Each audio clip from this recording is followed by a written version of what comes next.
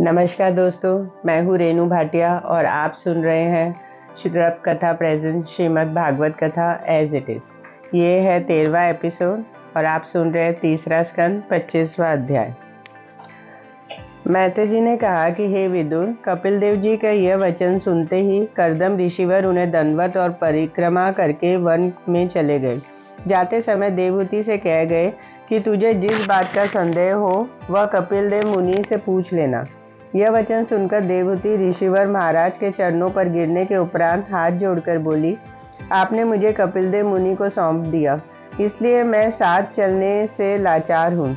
कर्दम जी one में जाकर नारायण जी के तप व ध्यान में लीन हुए।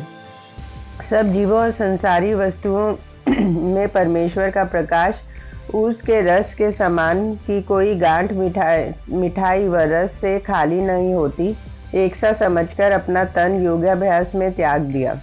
उनके जाने से देवहूति को बड़ा शोक व दुख हुआ, पर ब्रह्मा जी के वचन याद करके ज्ञान की दृष्टि से चित्त को धैर्य दिया और कपिल देव जी के सामने हाथ जोड़कर कहा, मैंने देवताओं से सुना था कि आदि पुरुष भगवान यह संसार रूपी वृक्ष जो माया मोह में फल फूल से लदा है, इसके काटने वाले हैं। सो सब अब मुझे राजसी का चाहना नहीं थी, इसलिए मुझको अपने शरण में जानकर दया करके ऐसा ज्ञान सिखलाइए जिसमें मेरी अज्ञानता छूट जाए। संसार में अज्ञान को अंधेरे के समान समझना चाहिए। जिस तरह मनुष्य अंधियारे में राह भूलकर ठोकर लगने से गड्ढे में गिरकर चोट खाता है, उसी तरह अज्ञानी मनुष्य संसारी मोह माया में लिपटकर नष्ट होता है। ज्ञान का दीपक हाथ में रखने वाला मनुष्य अच्छी तरह अपनी कामना के स्थान पर पहुंचकर भवसागर पार उतर जाता है। काम क्रोध लोभ व अहंकार के गड्ढे में नहीं गिरता। सो मैं चाहती हूँ आप इस प्रकृति का हाल जिससे सारा संसार उत्पन्न होता है और जिस तरह महात्मा का प्रकाश सब जीवों के तन में रहता है, कृपा करके वर्णन कीजिए। यह वचन सुनते ही कपिल देव जी बोले, हे माता, मैं इस हाल के पूछने से बहुत प्रसन्न हुआ। मुझसे ऐसी बात सुनने की इच्छा योगी व ऋषिवर लोग रखते हैं। संसारी मोह माया के छूटने के लिए मनुष्य को ज्ञान प्राप्त करने के सिवा दूसरी कोई बात उत्तम नहीं है।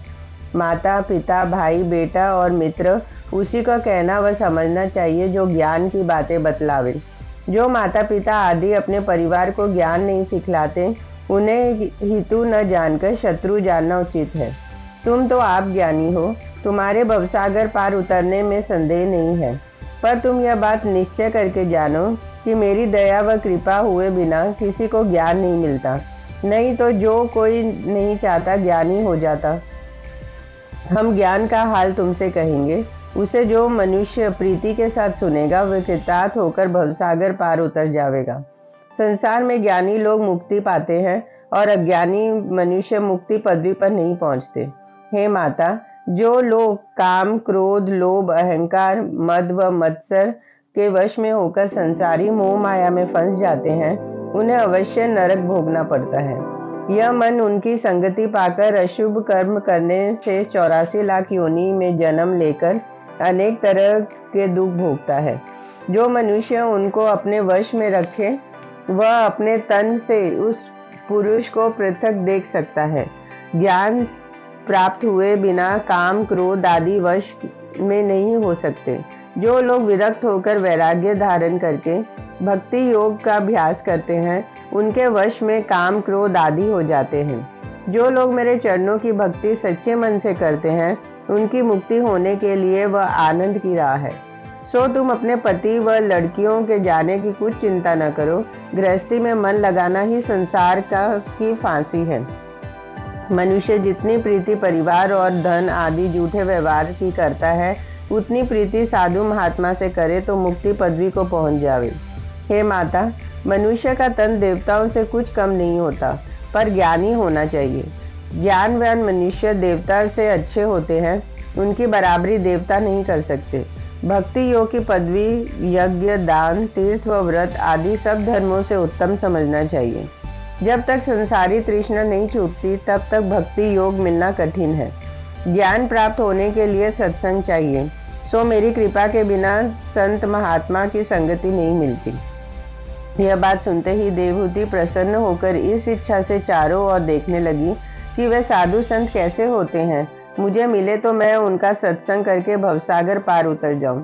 कपिल देव जी ने उसका यह हाल देखकर कहा, हे माता, साधु संत व ज्ञानी के लक्षण हम तुमसे कहते हैं, सुनो। उनको किसी के दुर्वचन कहने से क्रोध नहीं होता।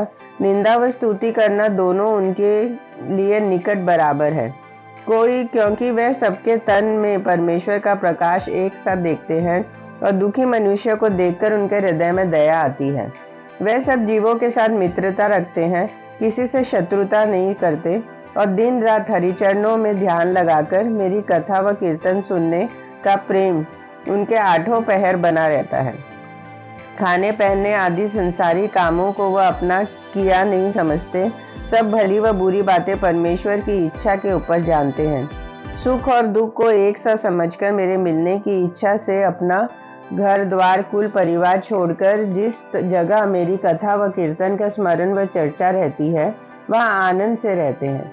कथा के सुनने से उनको ज्ञान प्राप्त होकर भक्ति पदवी उत्पन्न होती है और भक्ति होने से मैं उनको संसारी मोह माया के जाल से विरक्त कर देता हूँ। तब वे मेरा स्वरूप अपने तन में ज्ञान की दृष्टि से देखते हैं। उनका मन मेरे चरणों में लगा रहने से बरसात धूप जाड़ा उनको कुछ सता नहीं सकता।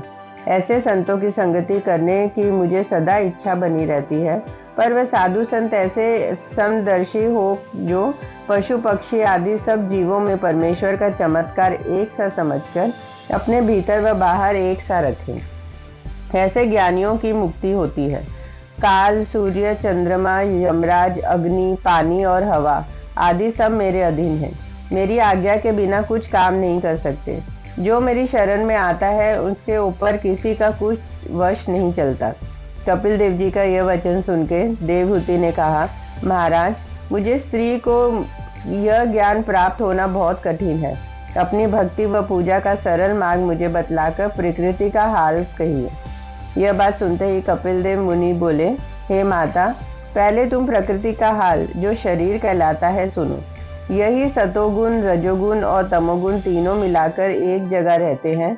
उसे प्रकृति का मूल जानकर माया की उस जड़ को डालियां समझनी चाहिए। 24 तत्व उन शाखा के पत्ते हैं। उसी से सब जीवों का तन बनकर संसार की उत्पत्ति होती है। तुम आत्मा हो जिसे बोलता पुरुष कहते हैं। इन 24 तत्वों से पृथक जानो, क्योंकि वह आत्मा सदा एक रूप रहकर घटने बढ़ने जन्म लेने व मरने से रहित है। 24 तत्व जिनसे शरीर तैयार होता है सदा बनते बिगड़ते रहते हैं। जो मनुष्य अपने तन और इंद्रियों से सुख को अपना सुख जानकर उससे प्रीति रखता है उसको अज्ञानी, और जो मनुष्य अपने शरीर में आत्मा को तन से सदा विलग जानता है उसे ज्ञानी समझना चाहिए। उन्हीं 24 तत्वों से देवता, मनुष्य, जड़ और चैतन्य आदि सब जीवों की उत्पत्ति होती है। इसलिए परमेश्वर को सबका मालिक और उत्पन्न करने वाला जानना चाहिए। सो हे माता, तुम अपने तन को, आत्मा को 24 तत्वों से पृथक जानो, तब तुम्हें ज्ञान प्राप्त होगा। 26वां अध्याय। कपिल देव मुनि बोले, हे माता, मैं 24 तत्वों के लक्षण अलग अलग तुमको कहता हूँ, जिसके जानने से आत्मा और शरीर का भेद पृथक पृथक मालूम होता है। नारायण जी का जो प्रकाश सब जीवों के तन में रहता है उसी को आत्मा बोलता पुरुष कहते हैं। उसका नाश कभी नहीं होता। वही पुरुष सब जीवों का पालन करता है। उसका चमत्कार जीवों के तन में इस प्रकार है, जैसे कई बर्तनों में पानी भरकर धूप में रख दो और उन बर्तनों में सूर्य की छाया पड़ने से दूसरी सूर्य दिखलाई देता है। जब उन बर्तनों को तोड़ डालो तब सूर्य उनमें नहीं पड़ते। बर्तन के टूटने से सूर्य का नाश नहीं होता, वह प्रकाश फिर सूर्य में मिल जाता है। और उसी तरह आत्मा का हाल भी समझना चाहिए। जिसको यह ज्ञान प्राप्त होता है वह मनुष्य संसारी माया में नहीं फंसता। इसके सिवा जिस तरह काठ में अग्नि और तिल में तेल रहता है पर दिखलाई नहीं देता, उसी तरह आत्मा भी तन में दिखलाई नहीं पड़ता। पर ज्ञान की दृष्टि से उसको अलग समझना चाहिए, क्योंकि जब तक वह बोलता पुरुष तन में रहता है तब तक उसका संग पाकर वह शरीर उसी की सामर्थ्य से चलने, बोलने, खाने, पीने और इंद्रियों को सुख देने का सब काम करता है। उस सुख का भोगने वाला उसी आत्मा पुरुष को, जो छोटा रूप परमेश्वर का प्रकाश अंगूठे के समान उस सब शरीर में रहता है, समझना चाहिए। क्योंकि जब वह आत्मा पुरुष शरीर से निकलकर अलग हो जाती है, तब तन मृतक होकर सलगट जाने से सिवा किसी काम का नहीं हो सकता। यही समझकर आत्मा को 24 तत्वों से पृथक जानना चाहिए। जो लोग ज्ञानी हैं वह आत्मा पुरुष को अविनाशी और शरीर को नश्वर जानकर इस शरीर से प्रीति नहीं रखते। प्रकृति का रूप पहले अच्छी तरह मालूम नहीं होता। जब सतोगुण, रजोगुण, तमोगुण उसमें मिल जाते हैं, तब उसका स्वरूप प्रकट होता है। शरीर में रहने वाला परमेश्वर का छोटा रूप योगाभ्यास किए बिना और ज्ञान प्राप्त हुए बिना किसी को दिखलाई नहीं देता। वही पुरुष काल रूप बनकर बाहर रहता है। उसी को जानने के लिए संसार में यज्ञ, तप, दान व धर्म बने हैं। हे माता, जिसने उस पुरुष को पहचानकर उसे अपना मालिक और उत्पन्न करने वाला जाना, वह यज्ञ और तप आदि सब शुभ कर्म कर चुका। उसके जाने बिना सब सुकर्म व्यर्थ होते हैं। उसका जानना कुछ कठिन नहीं है। वह सहज में भक्ति व प्रेम करने से पहचाना जाता है। सो तुम भक्ति करके उस पुरुष को जानो, फिर तुम्हें कोई दूसरी बात करने का प्रयोजन नहीं रहेगा। संसारी सोच तुम्हारी छूट जाएगी। मैं 4 तरह की भक्ति, सात्विकी, राजसी, तामसी व नवधा तुमसे कहता हूँ। मन लगाकर सुनो। परमेश्वर के मिलने के लिए सात्विक भक्ति जल के समान निर्मल है, जिसमें मुक्ति प्राप्त होने के सिवा दूसरी कामना नहीं रहती। राजसी भक्ति स्त्री, द्रव्य व पुत्रादिक संसारी सुख के लिए समझो। तामसी भक्ति इस वक्त वास्ते है कि मेरा शत्रु मर जावे, और नवदा भक्ति करने वाले संसारी सुख और मुक्ति आदि किसी वस्तु की चाहना नहीं रखते। इस तरह की भक्ति मुझे बहुत प्यारी मालूम होती है।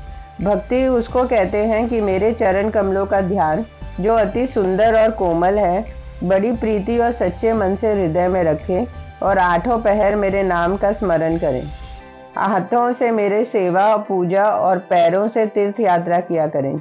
जो लोग सात्विकी, राजसी व तामसी भक्ति करते हैं, मैं उनकी इच्छा व कामना पूरी कर देता हूँ, जिसमें उनका परिश्रम व्यर्थ न हो। पर जो मनुष्य मेरी नवदा भक्ति करते हैं, उससे मैं बहुत प्रसन्न रहता हूँ और सोचता हूँ कि कौन वस्तु उसको देकर उसके बदले से उऋण हो जाऊं। हे माता, तुम मेरी नवदा भक्ति करो, मुक्ति पद पे पहुंचोगी। पर जो तुम अपने को यह जानती हो कि मैं राजा स्वयंभू मनु और शत्रुपा की बेटी, करदम जी की स्त्री, राजा प्रियव्रत और उत्तानपद की बहन हूँ, यह शरीर का नाता सब झूठा जानकर हरिभक्त व साधु संतों से नाता लगाओ। सब इंद्रियों का जो स्वाद व सुख है, उसका चाहना परमेश्वर को अर्पण किए बिना मत रहो। जब इस तरह की तुम साधना करोगी, तब तुम्हारे हृदय में उस आदि पुरुष का रूप तुमको आप से आप दिखलाई देगा। हे माता, यह ज्ञान उस मनुष्य को प्राप्त हो सकता है जो अपने धन पर स्थित रहकर ज्ञानियों का सत्संग करें। जिस काम का फल बुरा है वो कर्म न करें। जो कुछ प्रारब्ध अनुसार उसे मिले, उस पर संतोष रखकर अधिक लोभ न बढ़ावे। पेट भर न खाएं, जिसमें परमेश्वर का भजन व स्मरण करते समय आलस्य न आवे। जहाँ तीर्थ स्थान और ज्ञानियों का अच्छा सत्संग हो, वहाँ पर रहें, और जहाँ अच्छी संगति न हो, वहाँ न रहें। परमात्मा को अपने शरीर और सब जीवों में एक साथ देखकर भूख, प्यास और दुख सुख को बराबर समझे। ऐसे मनुष्य को जीवन मुक्ति कहते हैं। जब तक ऐसा ज्ञान न प्राप्त हो, तब तक अपने वर्ण और आश्रम के अनुसार धर्म कर्म करता रहे। उसके करने से धीरे धीरे ज्ञान प्राप्त हो जाता है। 27वां अध्याय। कपिल देव जी बोले, हे देवहूति, अब मैं संख्या योग का ज्ञान तुमसे कहता हूँ, चित्त लगाकर सुनो। पर तुम इस ज्ञान को बहुत अच्छा जानकर दूसरे किसी से मत कहना। यह ज्ञान जल्दी सब मनुष्यों को नहीं मिलता। संसारी व्यवहार को तुम झूठा समझो, कभी सत्य मत समझना। कदाचित तुमको यह संदेह हो कि अब जब संसारी व्यवहार सब झूठा है, तो संसार में जो यज्ञ, तप आदि धर्म व पाप की बात मनुष्य लोग करते हैं, वह भी झूठी होंगी। सो पाप और पुण्य की बात को सत्य मानकर कभी उसे झूठा मत समझो। जिस तरह कोई मनुष्य किसी स्त्री से जागते समय मिलने की चाहना रखकर उसे ध्यान में सो जावे, और स्वप्न में उसी स्त्री से भोग करके उसका वीर्य गिर पड़े तो उसका भोग करना झूठा और वीर्य का गिरना सच्चा होता है। उसी तरह यह संसार झूठा है, पर जो पाप पुण्य मनुष्य करते हैं उसके बदले सुख और दुख अवश्य भोगना पड़ता है। इस बात का एक इतिहास मैं कहता हूँ, सुनो। एक मनुष्य लड़की का बोझ वन में काटकर अपने शरीर पर लिए हुए बेचने के लिए जाता है। लकड़ी का बोझ वन में काटकर अपने सिर पर लिए हुए बेचने के लिए जाता है। जब वह धूप की गर्मी से राह में थक गया तब वृक्ष की छाया में सिर से अपना बोझ उतारकर एक कुआं पर पानी पीने के उपरांत बैठकर सुस्ताने लगा। उस समय उसने क्या देखा कि एक सवार घोड़ा दौड़ाए उस कुएं पर पानी पीने के लिए चला आता है। उसे देखकर लकड़ी बेचने वाले ने मन में कहा कि हमको भी घोड़ा मिलता तो सवार होकर चलते। बोझा उठाने और पैदल चलने से पैर जलते हैं। इसी प्रकार में वह कुएं की जगत पर सो गया। स्वप्न में उसको घोड़ा मिला। जब वो उस पर सवार होकर कुदाने लगा तब घोड़े पर से गिर पड़ा और उसी स्वप्नावस्था में वो उछला तो कुएं में गिर पड़ा। कुएं में गिरने से उसके हाथ पैर टूट गए। सो हे माता, उसको घोड़ा मिलना झूठा और कुएं में गिरने से चोट लगना सत्य हुआ। इसी तरह संसारी सुख झूठा समझो, पर मनुष्य को पाप करने से दंड अवश्य मिलता है। जब लोगों ने उस लकड़हारे को निकालने का उपाय किया तब उसने कुएं में से कहा, मैं स्वप्न में घोड़े पर चढ़ा था, उसका यह फल पाया। जो लोग नित्य घोड़े पर चढ़ते हैं वह न मालूम कैसे गहरे कुएं में गिरकर दंड पावेंगे। हे देवहूति, जो मनुष्य संसार में सवारी, गहना, कपड़ा, स्त्री व मकान आदि का सुख पाकर यह समझता है कि यह सब सुख मैं अपने पराक्रम से भोग रहा हूँ, परमेश्वर की दया से वह सुख मिलना नहीं समझता, उसे अवश्य दुख सहना पड़ेगा। जो मनुष्य उस सुख को परमेश्वर की इच्छा और दया से प्राप्त हुआ जानकर उसमें अधिक स्नेह नहीं रखता और अपने वर्ण व शरीर का धर्म समझकर उस द्रव्य के अहंकार में किसी जीव को दुख नहीं देता, उसे दंड नहीं मिलता। मुनि का यह ज्ञान सुनकर देवहूति बोली, महाराज, आपने कहा है कि शरीर से उस आदि पुरुष को पृथक समझो, सो यह बड़ा कठिन बात है। आंख से देखे बिना उस पुरुष को प्रकृति से किस तरह अलग जानूं? वह पुरुष शरीर से किस तरह मिला है, जिस तरह दूध में घी और अग्नि में प्रकाश रहता है। इसका हाल पृथक करके वर्णन कीजिए। यह वचन सुनकर कपिलदेव मुनि बोले, हे माता, यह बात ज्ञान की दृष्टि से और आंखों से भी देखकर विचार करना चाहिए, क्योंकि जब परमेश्वर का चमत्कार शरीर से निकल जाता है तब हाथ, पांव आदि सब इन इंद्रियों बनी रहती है, परंतु उस तन के कुछ काम नहीं हो सकता। यह बात आंखों से प्रत्यक्ष देखकर जानना चाहिए कि उस आत्मा पुरुष के न रहने से शरीर का यह हाल हो जाता है। सो तुम मनुष्य की यह गति देखकर आत्मा पुरुष को शरीर से पृथक समझो, और जिस तरह विषय मनुष्य के पास द्रव्य देखकर अनेक ढंग से उसका धन व धर्म दोनों ले लेती है, उसी तरह मेरी माया धर्मात्मा पुरुष के पास जाकर अनेक ढंग से उसको चलती है। जो लोग मेरे चरणों में शरण में रहते हैं उन पर उस माया का कुछ वश नहीं चलता। गंगा जी मेरे पाँव की धोवन है, उसमें स्नान करने से मनुष्य के सब पाप धुल जाते हैं और उनका मन शुद्ध हो जाता है। जो लोग मेरे चरणों का ध्यान अंतकरण में रखते हैं वे फिर संसारी मोह माया में नहीं फंसते। जिससे पारस पत्थर पाया वह कांच के जूठे नग की चाह नहीं करता। संसार में उसकी सब कामनाएं पूरी होती है और मरने उपरांत परलोक का सुख मिलता है। जिस तरह बेटे के भोजन करने से बाप का पेट नहीं भरता और दूसरे के पास रखा हुआ द्रव्य समय पर काम नहीं आता, उसी तरह शरीर को आत्मा से अलग जाने बिना ज्ञान नहीं प्राप्त होता। ऐसा ज्ञान जानने वाला जीवन मुक्त होता है। यह सब ज्ञान सुनकर देवहूति बोली, हे महाप्रभु, मैंने आपके ज्ञान सिखलाने के अनुसार आत्मा को प्रकृति से अलग समझा, पर तत्काल इस मन का संसारी जाल से विरक्त होना और नारायण जी के चरणों में ध्यान लगाना बहुत कठिन है। जिस दिन से तुम्हारे पिता तप करने के लिए गए हैं उस दिन से एक क्षण भी मुझे नहीं भूलते। मेरे मन उन्हीं की चिंता में लगा रहता है।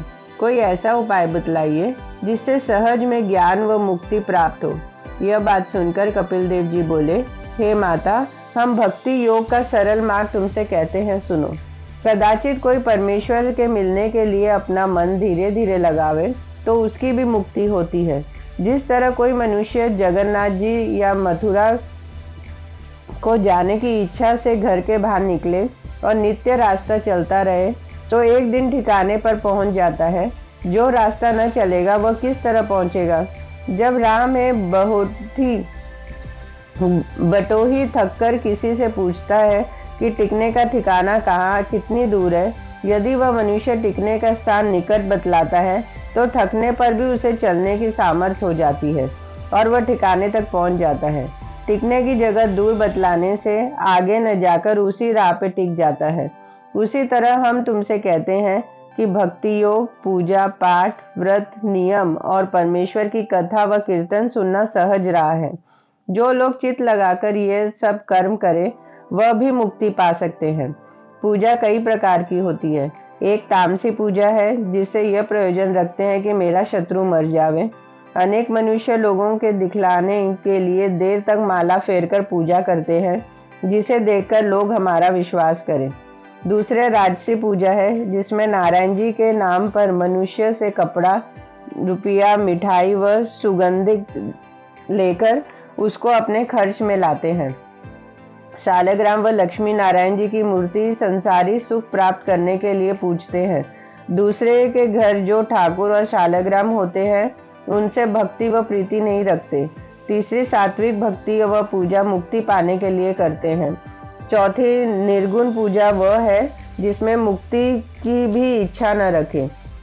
जो यज्ञ, पूजा, दान, व्रत आदि शुभ कर्म करे, सब परमेश्वर के नाम पर अर्पण कर दे, उसके बदले में कोई कामना न करे। मेरी कथा व कीर्तन सुनते समय करुणा के स्थान पर रो देवे, हर्ष की जगह प्रसन्न होकर मेरे ध्यान में मग्न रहे, उन भक्तों से मैं बहुत लज्जित रहता हूँ। यह विचार करता हूँ कि कौन सी वस्तु उन्हें दूं जिसमें वह मुझसे प्रसन्न हो और मैं उस सेवा से उरीन हो जाऊं। इस तरह की भक्त जीवन मुक्ति है। चारों वेदों में वेद पढ़ा हुआ ब्राह्मण मुझे बहुत प्यारा मालूम होता है, पर जो ब्राह्मण परमेश्वर से प्रीति नहीं रखता उस ब्राह्मण से हरिभक्त व साधु लक्षण शूद्र का मैं अधिक प्यार करता हूँ। सो हे माता, तुम मेरे चरणों में ध्यान लगाकर नारायण का नाम का स्मरण करो, भवसागर पार उतरकर आवागमन से छूट जाओगी। जो परमेश्वर की भक्ति व पूजा से विमुख रहकर उनका नाम कभी नहीं लेता, वह मरने के उपरांत बहुत दिनों तक नरक में दुख पाकर पशु आदि योनि में जन्म पाता है और उस योनि में बहुत दिन रहकर फिर मनुष्य का तन उसे मिलता है। हे माता, परमेश्वर की भक्ति और ज्ञान प्राप्त होने व भवसागर पार उतरने के लिए केवल मनुष्य का चोला है। जिससे इस तन में परमेश्वर को नहीं जाना वह पीछे बहुत पछतावेगा। 28वां अध्याय। मैत्रेय जी बोले, हे विदुर, इतनी कथा सुनकर देवहूति ने पूछा कि महाराज, जो मनुष्य परमेश्वर से विमुख है उनके मरने के उपरांत क्या हाल होगा? कपिल देव जी बोले, हे माता, संसारी लोग कुल, परिवार, घर व द्रव्य के जाल में फंसकर अपनी आयु व्यर्थ नष्ट करते हैं। मनुष्य युवावस्था में कमाकर जिन लोगों को खिलाता है, बुढ़ापे में वही लोग शत्रु होकर उसे दुख देते हैं। मैं मनुष्य की उत्पत्ति और जन्म से मरण तक का हाल तुमसे कहता हूँ, सुनो। जिस रोज स्त्री को परमेश्वर की कृपा से गर्भ रहता है, उस दिन भोग करने के समय पुरुष का वीर्य स्त्री के रज से मिलकर खौलता है। 5वें दिन उसमें से बुल्ले के समान उठता है और 10वें दिन बेर के समान गांठ बन जाती है। 15वें दिन वह गांठ मांस का पिंड होकर कुछ लंबा गोला हो जाता है। 1 महीने में हाथ, पैर, सिर का चिन्ह बनता है। दूसरे महीने में उंगलियां, तीसरे महीने में चमड़ी व हड्डी, चौथे महीने में शरीर पर रोएं, आंख, कान आदि सब इंद्रियों में आकार बन जाते हैं। 5वें महीने में नारायण जी की कृपा से उसमें जीवात्मा का प्रकाश होकर उसको भूख व प्यास लगती है।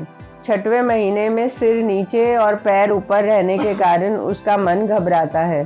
7वें महीने में उसको अपने कई जन्म और 8वें महीने में 100 जन्म पीछे का हाल याद होकर ज्ञान प्राप्त होने से यह मालूम होता है कि पिछले जन्म में हमने ऐसे कर्म करने से ऐसा दुख व सुख पाया था। यह बात समझकर वह परमेश्वर का ध्यान करके उनसे विनती करता है कि महाराज, मैंने पिछले जन्म में संसारी सुख व स्त्री पुत्र के मोह में फंसे रहने से नष्ट होकर जन्म व मरण से छुट्टी नहीं पाई और संत व महात्मा से सत्संग नहीं किया, इसलिए उल्टा लटक कर दुख पाता हूँ। इस समय मेरे ऊपर कृपा करके इस नरक कुंड से मुझे बाहर निकालिए। अब मैं तन मन से तुम्हारी सेवा में तत्पर रहूंगा, पर ऐसी दया कीजिए कि यह ज्ञान मुझे न भूले और संसार में ऐसा काम करूं जिसमें जन्म व मरण से छूट जाऊं। जब 9वां व 10वां महीना हुआ तब वायु जोर करके उसको बाहर गिरा देती है। गर्भ में कन्या बाईं और पुत्र दाहिने कोख में रहता है। जब पृथ्वी पर बाहर गिरकर रोता है तब परमेश्वर की माया से पहले जन्मों का ज्ञान उसे भूल जाता है। वह बालक छोटी अवस्था में भूख प्यास लगने पर रोने के सिवा बोल नहीं सकता। बिछौने में मलमूत्र करता है। जब तक कोई उसको नहीं उठाता तब तक उसी में पड़ा रहकर कष्ट पाता है। उसके माता पिता मलमूत्र को धोकर उसे गोद में लेकर प्रसन्न होते हैं। जब उस अवस्था से सियाना होकर 5 वर्ष का होता है तब उसके माता पिता विद्या सिखाने के लिए गुरु को सौंप देते हैं।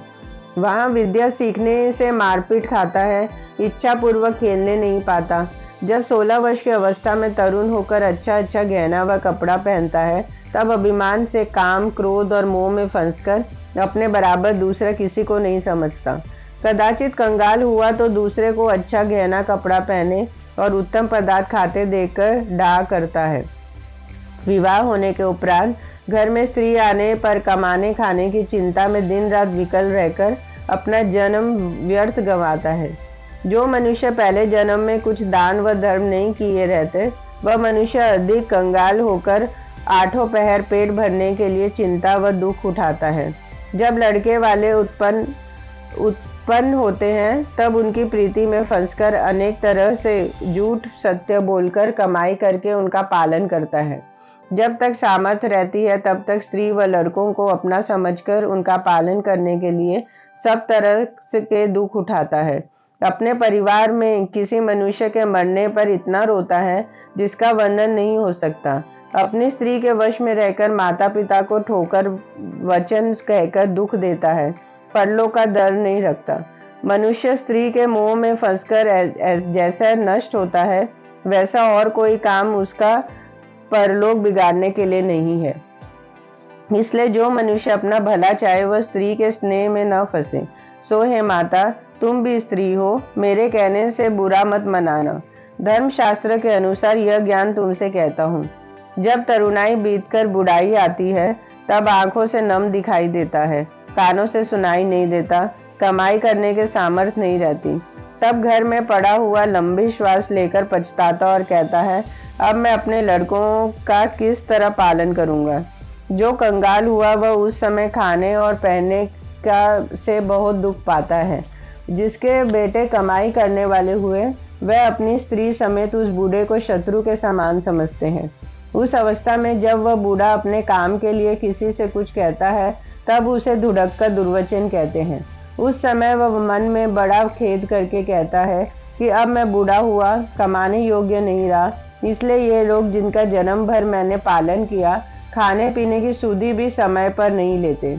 जिस तरह बैल जब बूढ़ा हो जाता है, बोझ उठाने का सामर्थ्य नहीं रखता, तब बनिए लोग उसका नाक काटकर वन में छोड़ देते हैं। हे माता, उस समय वह बूढ़ा यह सब दुख देखकर परमेश्वर से अपनी मृत्यु मांगता है, पर आयु संपन्न हुए बिना मृत्यु नहीं आती। उसके बेटा और पतोह पहले आप भोजन करके पीछे से भिक्षुकों की तरह कुछ उनको भी खाने के लिए दे देते हैं। जब बुढ़ाई में कोई रोगादि उन्हें होता है तो कोई घरवाला मनुष्य उनकी सेवा नहीं करता। 2 घड़ी उसके पास बैठने का भी साथी नहीं होता। वह बेचारा अकेला पड़ा रहता है। जब किसी से भोजन व पानी मांगता है तो वह जानबूझकर चुप हो जाता है, उसकी बात का उत्तर नहीं देता, उसे दुर्वचन कहता है। यह सब कष्ट उठाकर जब उसके मरने का काल निकट पहुंचता है तब कफ पित्त वात से उसका गला बंद हो जाता है, शुद्ध श्वास भी नहीं निकलती।